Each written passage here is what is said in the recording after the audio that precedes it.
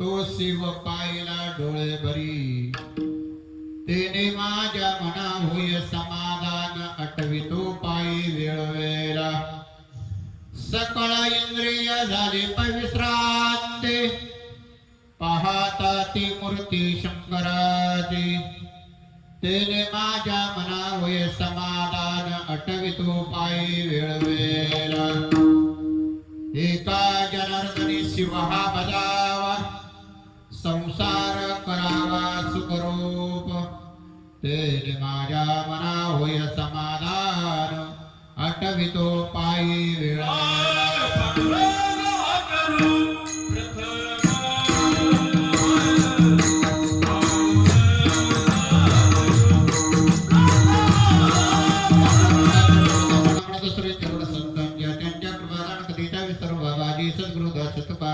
गुरुर् ब्रह्मा विष्णु गुरुर्देव महेश्वर गुरुर साक्षात परब्रह्म तस्मै श्री गुरु नमः। ओम नमो ज्ञानेश्वरा करुणाकरा तुझ्या तुमचा अनुग्रह राजलो पावन झालो चराचरी विठ्ठल। प्रिय भाविक संत सज्जन हो, एकत्र जमण्याचा ग्रंथ मामाला सर्वांना माहितीच आहे। नामदार बरशेट गोगावले यांच्या मातुश्रींच्या स्मरणार्थ दिव्य दिव्य असा कार्यक्रम आयोजित केलेला आहे। कीर्तन महोत्सव 7 दिवसाचा कार्यक्रम आहे। कीर्तन सेवा ही 11वी आहे। विठ्ठल विठ्ठल कार्यक्रमाची सर्व जबाबदारी हरिभक्तवर आहे। संकेत दादा डेरे यांनी घेतलेली आहे। हा सूत्र असा उपक्रम हे राबवत आहे। धन्य माता पिता त्यांच्या समाज एकत्र यावा म्हणून अनेक लोकांनी प्रयत्न केला। संप्रदायाचा जर विचार जर पूर्णपणे जर आपण जर विचार केला, वारकरी हा एकच आहे, संप्रदाय अनेक आहेत। विठ्ठल आणि हा दिव्य दिव्य असा कार्यक्रम काल भैरव यांच्या दरबारात आहे। हा संप्रदायाचा आणि परंपरा जर पूर्णपणे विचार करता, सूत्रधारी जर कोण असेल तर महादेव। एक वेळा महादेव ध्यानास्थ बसलेले आहेत आणि ध्यान करता करता माता पार्वतीने विचारलं, अहो नाथ तुम्ही कोणाचं ध्यान करता? त्याने सांगितले मी आत्मारामाचं ध्यान करत आहे। रामाचं अगं वेडे मी आत्मा रामाचं ध्यान करत आहे, आत आत्मा परमेश्वर। म्हणलं तुमचा तर राम जो आहे ना हा वेडा आहे, बाईलबुद्धी आहे। रावणाने सीतेला पळवून नेली आणि भगवान प्रभू रामचंद्र झाडा झुडपाला आलिंगन देते, अशाला तुम्ही देव म्हणता आणि त्यांचं तुम्ही ध्यान करता। अगं वेडे तो त्रिलोक्याचा धनी परब्रह्म परमात्मा आहे, सर्व ठिकाणी तो भरलेला आहे।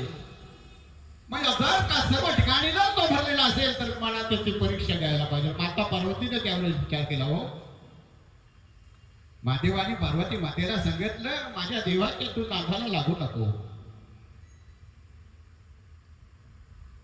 पण माता पार्वतीनं भगवान प्रभू रामचंद्रांची परीक्षा घेण्यासाठी माता पार्वतीनं उमयत सीतामाईंचा वेळ धारण केला आणि एका वाटेवर उभी होत्या।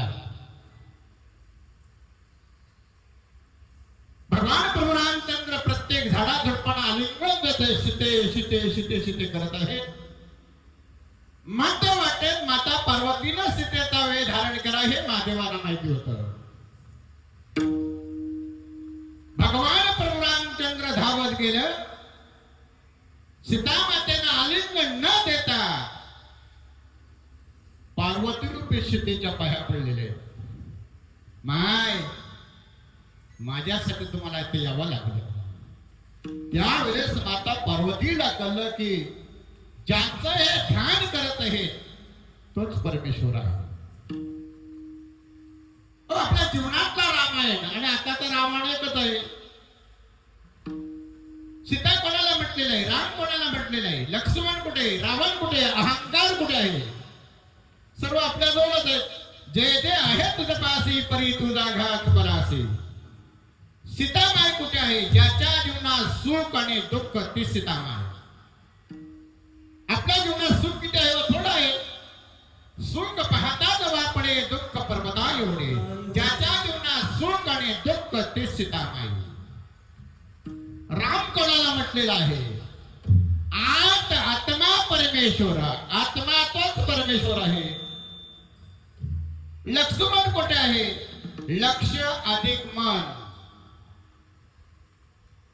लक्ष अधिक मन. आपल्या मनाचं लक्ष सतत आत्मारामाकडे असलं पाहिजे. तोच लक्ष्मण. नाहीतर नाव गंगोबाई आणि 8 दिवस अंघोळ नाही, काही फायदा नाही.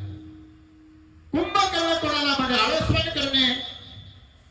रावण कुठे? ज्याच्या जीवनात काम, क्रोध, मोह, मत्सर, अहंकार तोच रावण. आणि असं दंभ झालेल्या लोकांना सर्वांना एकत्र आणण्याचं काम तेरे महाराजांनी केलेलं आहे. बऱ्याच दिवस इच्छा होती. कमीत कमी तर मी 12व्या वर्षापासून कार्यक्रम करत आहे. 12 वर्षापासून आज 42 वर्ष मी कार्यक्रम करत आहे. पण डेरे महाराजांना एवढंच सांगायचं आहे, तुम्हाला लोक वर नेतील आणि कधी खाली आणतील हेही कळणार नाही. विठ्ठल विठ्ठल अवस्थेने आपली आवाजात एकच आहे हो. ज्यावेळेला दिल्लीला सर्व देशांची सभा भरली आणि प्रत्येक देशांची लोक तिथे आली होती हो. चीन, जपान, पाकिस्तान, आपल्या भारतातलीही लोक होते. महात्मा गांधी तिथे गेलेले आहेत. आणि प्रदर्शन कसला मांडला होता? तर प्रत्येक देशाच्या खेकड्यांचा. महात्मा गांधीने एक चांगली काचेची बरणी नेली होती, त्याच्यात खेकड्या नेल्या होत्या. चीनच्याही लोकांनी, पाकिस्तानच्याही लोकांनी, सर्व देशांच्या खेकड्या खेकड्या खेकड्या. सर्व लोक निरीक्षण करत होते प्रत्येक देशाच्या खेकड्यांवर. प्रत्येक देशाच्या खेकड्या स्थिर होत्या. पण आपल्या भारत देशातल्या ज्या खेकड्या महात्मा गांधीने नेल्या होत्या ना, एक जर चुकून जर खेकडा जर वर गेला तर बाकीच्या खेकड्या काय करत होत्या माहितीये का?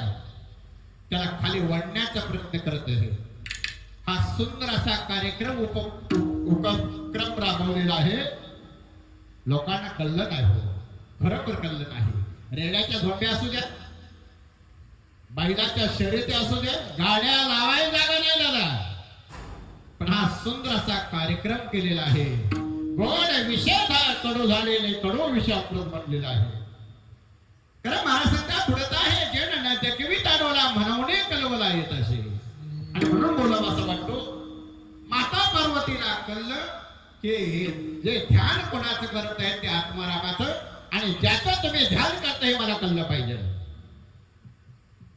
माता पार्वतीनं सांगितलं हे जे नाम आहे हे उघड्यावर देऊन जपणार नाही, ध्यानास्थ असलं पाहिजे. आपण एका नदीच्या किनाऱ्यावर माता पार्वतीला महादेवाने आणलं आणि डोक्यावर हात ठेवला आणि उपदेश करायला सुरुवात केली.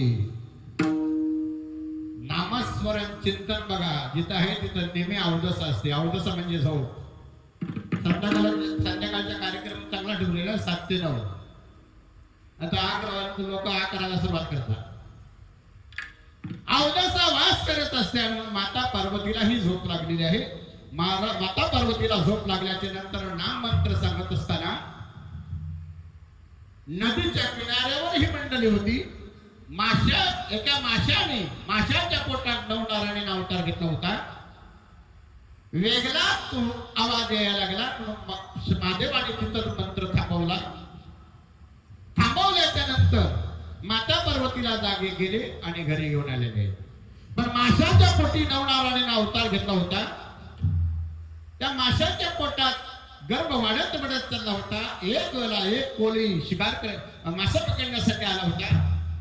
तो मासाच्या कोल्याला सापडला. त्याच्या पोटी जो पुत्र जन्माला आला तेच मच्छिंद्रनाथ. मच्छिंद्रनाथाला लहानाची मोठी केली पण पडेली वळाला इंद्रिय असं करा. ही जी वारकरी संप्रदायाची जी मंडळी आहे ना, थोड्या मोठ्यांना जवळ घेण्याचं सामर्थ्य करत आहे. काही ठिकाणी आम्ही गेल्याच्या नंतर बरीचशी लोक म्हणतात महाराज माझा मुलगा ग्रॅज्युएट आहे, इंजिनियर आहे, वकील आहे, डॉक्टर आहे. अहो भरपूर तुम्ही मुलांना शिकवा, पण शिक्षण देत असताना परमार्थाची जोड लावा. परमार्थ मातीचा जोर जर असेल मुलांना तर कधीच आपला मुलगा फेल जाणार नाही, वाया जाणार नाही. 1.5 लाख रुपये मुलगा पगार घेतोय, पण 1.5 लाख रुपये घरी असताना मुलगा लेजिम खेळतच घरी येतोय हो. जर का तो पडत जर दारू पिऊन जर मुलगा जर येत असेल तर 1.5 आणि 2 लाख रुपये तुमचं काय कामाचे हे. तर परमार्थकडे अशी सुंदर सुंदर मुली हे बघा, लहान लहान मुलं आहेत बघा, हे कधीच तुमचे फेल जाणार नाही, वाया जाणार नाही. परमार्थाची गोडी लावा, 100% आपल्या देहाला मोक्ष भेटेल. जास्त काय शंकर आहे. लहानाची मोठी मुलाला केली आणि मासे पकडण्यासाठी वडिलांनी मुलाला संग दिलेले आहे. मासे पकडलं आणि त्या मुलाच्या जवळ ठेवले. त्या मुलाने मनापासून विचार केला, ज्याच्या पोटी मी जन्माला आलो ते माझं वडील त्यांना नायनाट करत आहे, म्हणून एक मासा त्या नदीत टाकायला सुरुवात केली. वडिलांनी बघितलं, वडिलांचे तळपाय त्या मस्तकात गेले, धावत गेले आणि मुलाच्या सणासून 2-3 कानाखाली लावून दिले आणि हाकलून दिली. जलंबर भीक मागत राहशील. मच्छिंद्रनाथाने झोली अडकवली आणि जंगलात जाऊन तपश्चर्या केली. दत्तात्रयाला प्रसन्न करून घेतली. अर्धवट जो नाम माशाच्या पोटी ऐकला होता आणि तो पूर्ण कोणी केला आणि म्हणून दत्त गुरुने. आणि तेच मच्छिंद्र आणि गोरक्ष असे केला. गोरक्ष वदला गहिनी गहिनी प्रसाद निवृत्ती दातार आणि ज्ञानदेवांसार तो जगले. ज्ञानोबरांपर्यंत ही परंपरा आल्याच्या नंतर ज्ञानोबरांनी स्वतःचा विचार केला नाही. स्वतःचा विचार केला नाही तर ज्ञानोबरांनी समाजाचा विचार केला. लोकले ज्ञान जगे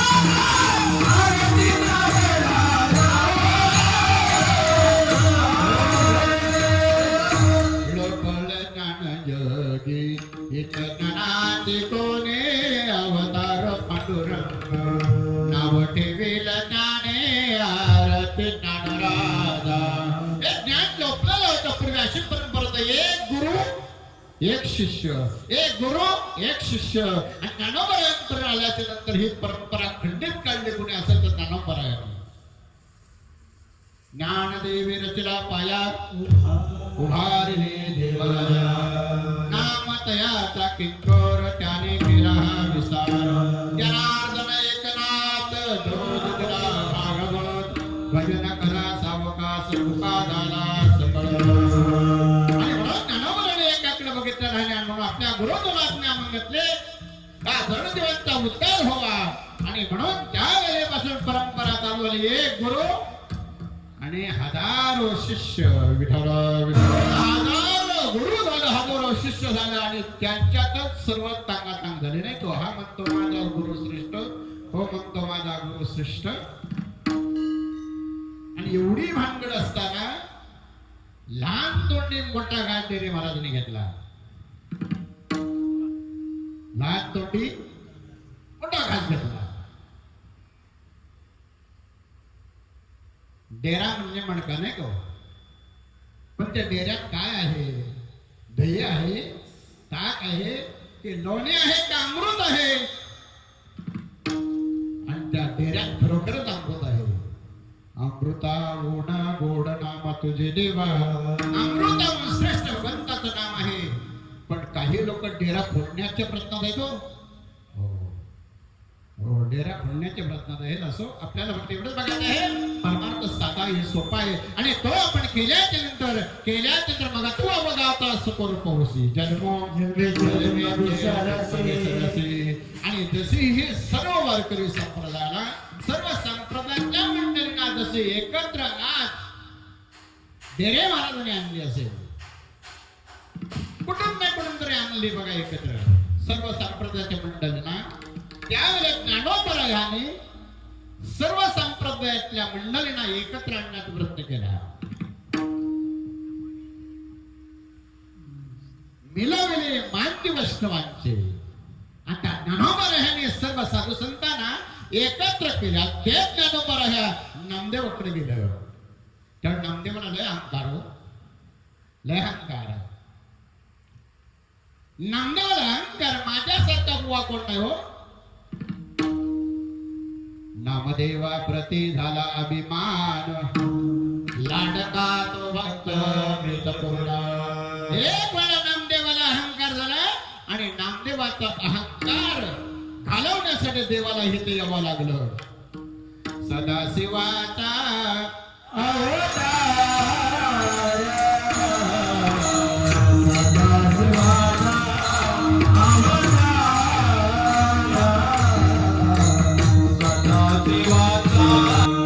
सदाशिवाचा अवतार, स्वामी निवृत्ती दातार, महाविष्णूचा अवतार, सखा माझा ज्ञानेश्वर, ब्रह्म सोपान तो झाला, प्रेम आनंद वर्तवला, आदि शक्ती मुक्त गायला, सीजने लागे पाय. अशा सर्व साधू संतांना एकत्र आणण्याचं कार्य माऊलीनं केलं आणि सर्व संतांना जमा करत करत करत करत करत गोरोबा काकांजवळ आले. नाही का गोरोबा काकांकडे आल्यानंतर गोरोबा काकांचे व्यवसाय मडक वगैरे थापण्याचा.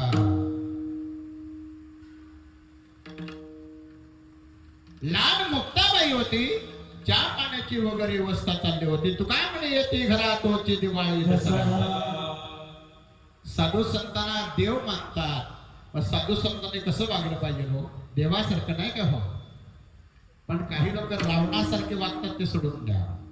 काही लोकांच्या तोंडाकडे बघवत सुद्धा नाही, असं वाटतं की तोंड फुटून घ्यावा की काय. बोललं चाललं तर काय बिघडल का हो एकमेकाजवळ. प्रेम सुख देही, प्रेम सुख देही,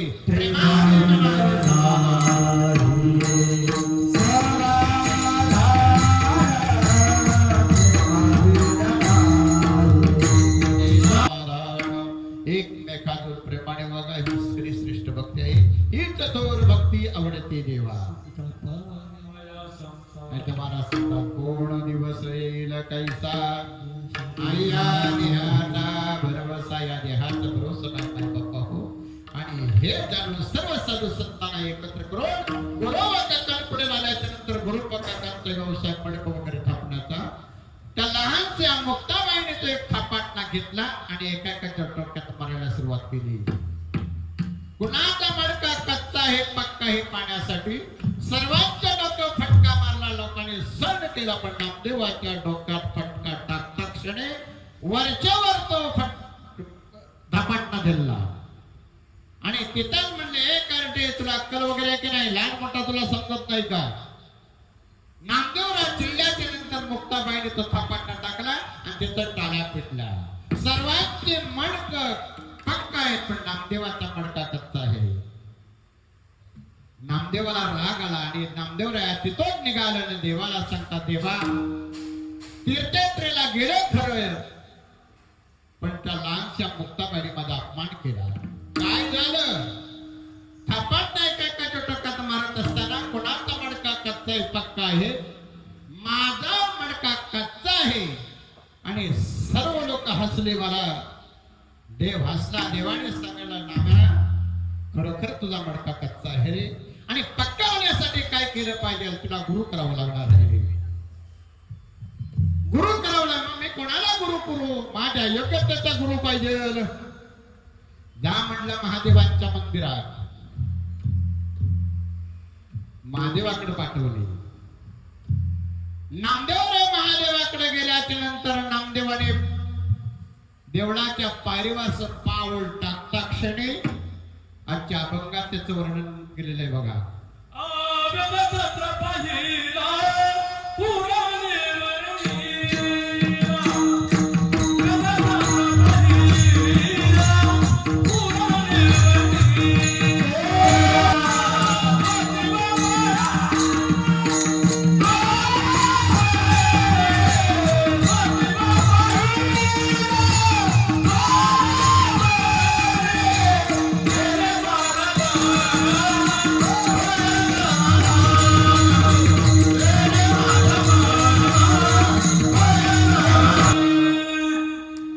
त्यावेळेस नामदेव पायरीवर पाऊल टाकता क्षणी त्या देवाला सांगतात वेदशास्त्र पाहिला पुराणे वर्णेला तो शिव पाहिला डोळेवरी असं बोलता क्षणी नामदेव पुढे गेल्याच्या नंतर बघतात तर ज्या गुरुकडे पाठवलेला आहे त्या गुरुचं पाय देवाच्या डोक्यावर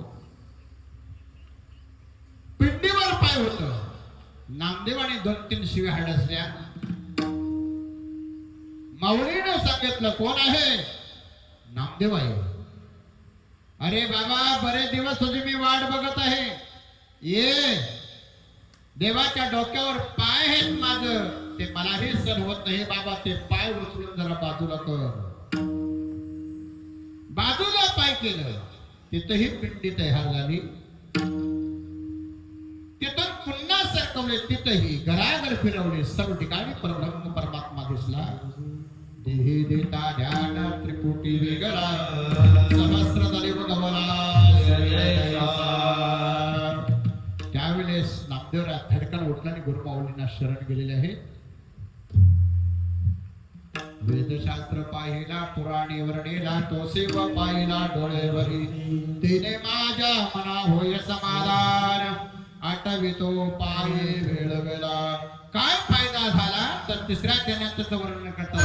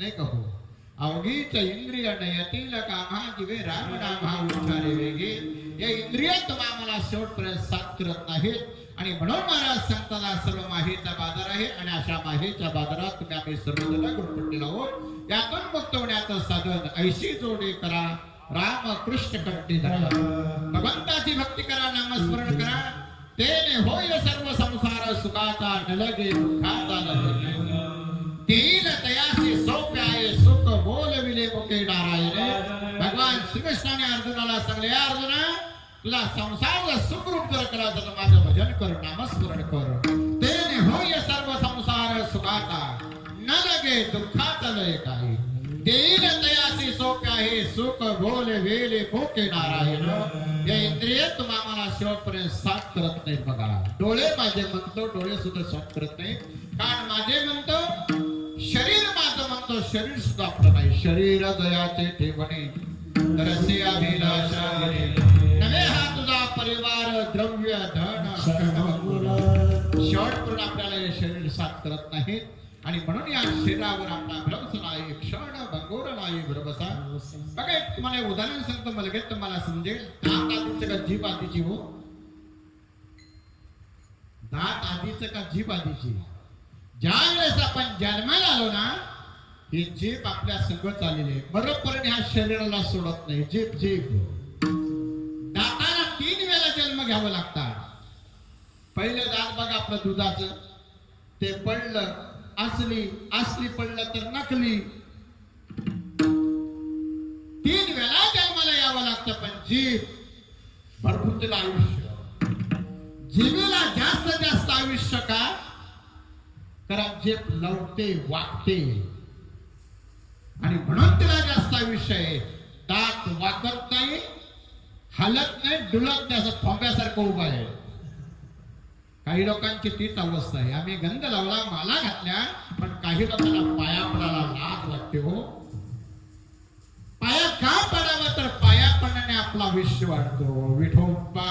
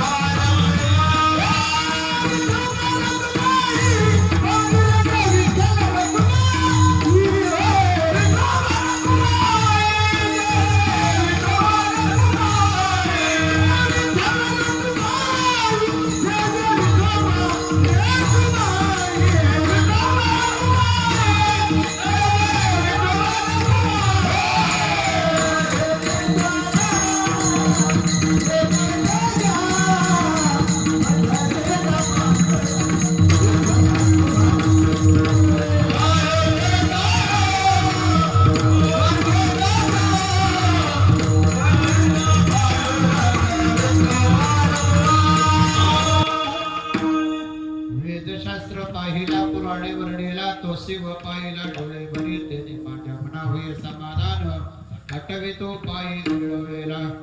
सकळ इंद्रिय झाली पै विश्रांती, पाहता ते मूर्ती शंकराची. सकळ इंद्रिय झाली पै विश्रांती, पाहता ते मूर्ती शंकराची. शेवटचे चरणात महाराज काय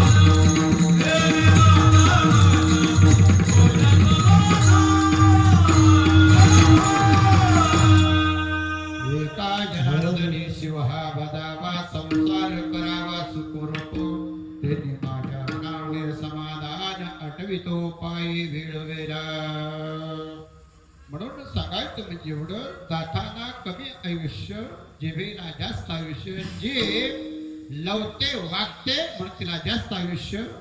दाताना 3 वेळा जन्म घ्यावा लागतात. दाताना आयुष्य कमी का, तर दात असं ठोंब्यासारखं उभं आहे बघा, लवत नाही तर वाकत नाही, म्हणून 3 वेळा जन्म घ्यावा लागतो. जे वागते लवते, म्हणून ह्या कलियुगात आपल्याला फक्त 100 वर्ष आयुष्य. 100 जर गाठायची जर असेल तर परमार्थाची नामस्मरणाची माय पप्पन करत आहे. भगवान श्रीकृष्णाला सत्यभामाने प्रश्न विचारला, अहो या कलियुगात माणसाला अल्प आयुष्य मानव देह कमी आयुष्य दिला, तर 100 जर गाठायची जर असेल तर काय केलं पाहिजे. भगवान श्रीकृष्णाने सत्यभामाला हातभर कथा सांगितली, तेवढी काय तुम्हाला मी आता सांगत नाही. कृष्णाने सांगितलं सत्यभामाला ह्या जगात जर जीवन जगायचं असेल या कलियुगात, तर दान आणि धर्म केलं पाहिजे. दान धर्म केल्याने आपलं आयुष्य वाढतो. कारण दान धर्म नाही केला, शेवटी जन्म वाया गेला. म्हणून दान धर्म कुठं केलं पाहिजे, अशा भव्य दिव्य कार्यक्रमात तुम्ही दान धर्म करा. आपलं आयुष्य वाढण्याशिवाय मात्र काय शंका नाही. आणि दुसरा पर्याय सांगा, थोरा मोठ्यांचा आशीर्वाद घेतलं पाहिजे. आशीर्वाद घेतल्यानंतर आपलं आयुष्य वाढतो. बघा, पंढरीशी नाही कोणा अभिमान, पाया पडती जण एकमेका, म्हणून पाया पडावं. आपलं आयुष्य वाढण्याचा अनेक शास्त्रात सांगितले, तेवढं काय मी तुम्हाला आता सांगत नाही. ज्या वेळेस आपण जेवायला बसतो बघा, आपण पंक्ती पडायची कुठे की लगेच पंक्तीला लावून बसतो. कमीत कमी तरी दक्षिण दिशेला तोंड करून कोणी जेवायला बसू नये. आयुष्य घटतो, आयुष्य कमी होतो. पुरुषांचं जर आयुष्य जर जास्त जास्त वाढावं असं वाटत असेल तर बाया लोकांच्या हातात आहे, स्त्रियांच्या हातात आहे. स्त्रियांनी काय केलं पाहिजे रो? स्त्रिया ज्यावेळी हातात बांगड्या भरतात बघा, आमच्या बाया कधी बाजारात जातात, कधी घोसायने होत्या, कधी कासाराने होत्या, लगेच तिच्या पुढ्यात बसतात, हातभर बांगड्या भरतात. पण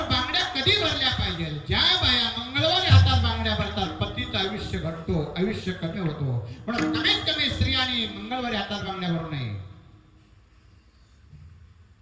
कोणत्या दिवशी बांगड्या भरात तर आयुष्य वाढतो? शुक्रवार आणि रविवारी. आजचा वार शुक्रवार आहे नाही का? शुक्रवारी ज्या बाई हातात बांगड्या भरतात 25 आयुष्य वाढतो. रविवारी हातात बांगड्या भरा. पण वेळ दिलेला आहे हो.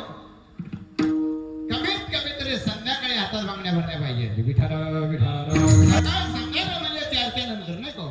उतारत्या वयात उतारत्या काळात आपण जर बांगड्या भराल तर आपल्या पतीचं आयुष्य वाढतो. एवढं पण नवं ठरणार नाही. छोट्या छोट्या गोष्टी त्या केल्या पाहिजे. परमार्थ काय करावा? आपण कोण आहोत? कशासाठी आपण जन्माला आलेलो आहोत? एवढं जर प्रत्येकाला कळलं तरी आपण 100% जन्ममृत्यूच्या फेऱ्यातून चुको.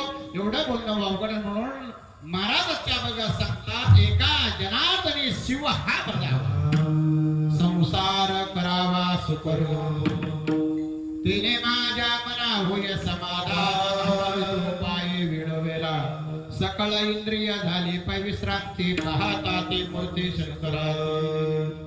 साध्या सोप्या गोष्टी हे परमार्थ का करावा एवढं आपल्याला बोलायचं आहे.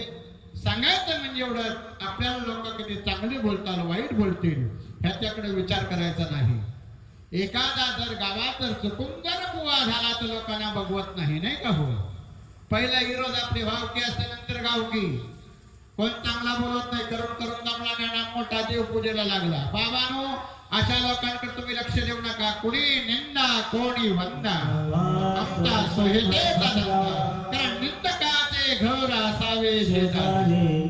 आता या भव्य दिव्य कार्यक्रमासाठी मोठं बुवा आलं नाही.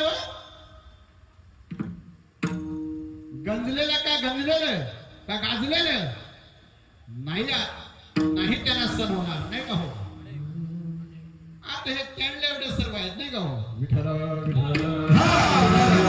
परमार्थ म्हणजे टालाकुंडी म्हणजे परमार्थ नाही. एखाद्याला एक उदाहरण मी तुम्हाला सांगतो. सण तरी आपल्या हाताला जर खास सुटली, काय समजावं? पैसा येणार तरी आहे, जाणार तरी आहे. हाताला खास सुटण्याची लक्षणं. चुकून जर पायाच्या तळव्याला जर खास सुटले की समजावं आपल्याला दूरचा प्रवास करावा लागणार आहे. एखाद्याच्या डोकीत जर खास सुटली, उवा सोडून, कारण उवा झाल्यानंतर डोक्याला खास सुटली नाही का? एखाद्याच्या सर जर डोक्याला खास सुटले तर आपल्या डोक्यात चांगले विचार येण्याचे लक्षण आहे.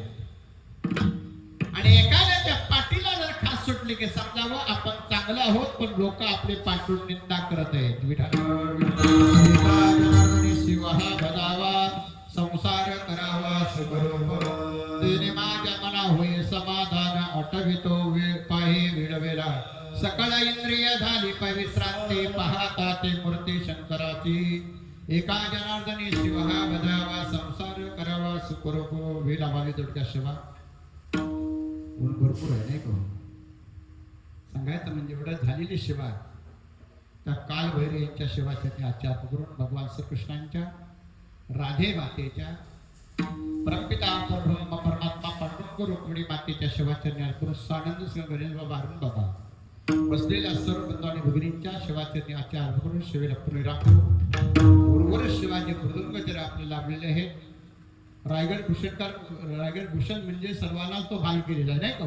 स्वामीला पण, गोव्याला पण, नानाला पण नाही का? पण कोकण रत्न पुरस्कार आमच्या समीर महाराजांना भेटला.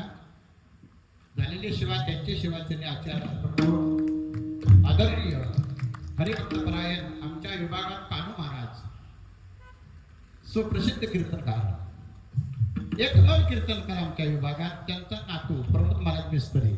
त्या कान्हू महाराजांचा तुम्हाला थोडक्यात परिचय सांगतो. कीर्तन करत असताना अचानक त्यांना दिसायचं बंद झालं. किती वर्ष? हो तर 25 वर्ष त्यांना दिसत नव्हतं. पण 25 वर्ष हा राजगाडा थांबवला नाही, कीर्तनातला कार्यक्रम थांबवला नाही. आता गाडाघोड्यांचा प्रश्न आहे, चालत गेल्याशिवाय पर्याय नाही. आणि म्हणून ज्या ज्या वेळेस कीर्तनाला ज्याने हात धरून कीर्तनापर्यंत ज्याने पोहोचवण्याचा ज्याने प्रयत्न केला, त्यांचाच नातू हरिभक्तपरायण प्रमोद महाराज मिस्त्री हे आपल्याला लागलेले झालेले शिवा त्यांचे शिवाचे आचार करून वरवर शिवा आमचे चिरंजीव हरिभक्तपरायण श्रवण महाराज, एकनाथ महाराज हरिभक्ताकडे सुप्रसिद्ध कीर्तनकार 25 वर्षापूर्वी महाराजांनी मला भोर या ठिकाणी नेली होती नाही का हो भोर या ठिकाणी नेली होती पांडे महाराज तिथपासून माझ्या डोक्यात पांडे महाराज पांडे महाराज पांडे महाराज पण 25 वर्षाने आता भेटलं म्हणजे 2 टर्म झालं भेटायचं झालेली सेवा त्यांची सेवाचरणी आचार्य अर्पण करून आदरणीय गायनाचार्य आमचे सुप्रसिद्ध झांजेबा महाराज यांची सेवाचरण आम्ही बघतोय बरेच वर्ष त्यांना जसं आहेत तसं सर्व गुण संपन्न हो झालेली सेवा त्यांची सेवाचरणी अर्पण हे 2 चिले पिले यांच्या सेवाचरण अर्पण करून ताईंच्या सेवाचरणी आचार्य करून उर्वरित सेवा आदरणीय मी सदा कोंढाळकर सुंदर गायनाचार्य यांची सेवाचरणी आचार्य करून उर्वरित सेवा हे सूत्रधार हरिभक्त परायण संकेत दादा डेरे हो काहीतरी संकेत आहे काहीतरी नाही का काय घडणारी पुढे गोष्ट आणि म्हणून नाव तर सुंदर आहे झालेली सेवा हे भव्य दिव्य असा कार्यक्रम त्यांनी सूत्र हातात धरलेला आहे ईश्वर 100% तो पार करण्याच्या मात्र काय शंका आहे आज जरी तुम्हाला हा छोटा जरी कार्यक्रम वाटत असेल भव्य दिव्य असा कार्यक्रम कधी ना कधी होईलच याच्यात मात्र काय शंका नाही हरिभक्त परायण संकेत महाराज डेरे यांची सेवाचरणी आचरण त्यांचं वडील हे त्यांचे सेवाचरणी आचरण अर्पण करून पंचकृषीतली सर्व मंडळींची आता काय मी नावं घेत नाही पण आवर्जून मी नाव घेतो मी लहानाचा मोठा ह्या विभागात झालो बारसगाव त्या बारसगावची मंडळी सर्व आहे त्या बारसगावच्या मंडळींनी सांगितलं महाराज तुमचा कार्यक्रम आहे आणि मी आवर्जून आम्ही आलेलो आहोत झालेली सेवा त्यांची सेवाचरणी आचार्य करून झालेली सेवा सर्व महिला मंडळ सर्व मंडळींच्या भोजन समाजाच्या सेवाचरणी आचार्य करून शेवेला पुढे राहतो संध्याकाळी कार्यक्रम आहे कीर्तनाचा नाही का हो आता काही ठिकाणी अशी अवस्था होते कीर्तनाला 8 आणि खायला 360 असं होतं नाही दिव्य दिव्य असा कार्यक्रम आहे झालेली सेवा तुमच्या सर्वांच्या सेवाचरणी आचार्य करून सेवेला करुणेला ज्ञानेश्वर